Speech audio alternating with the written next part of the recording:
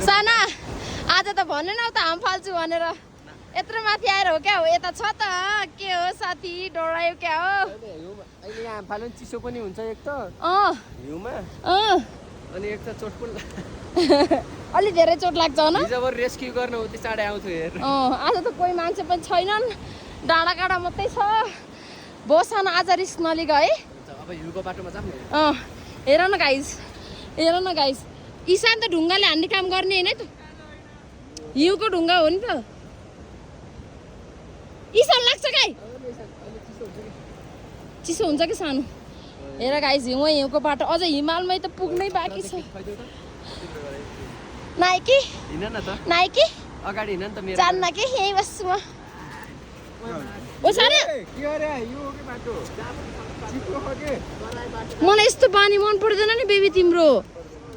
यो बाटो हो के जता यो बाटो हिउँ अनि यो बाटो होइन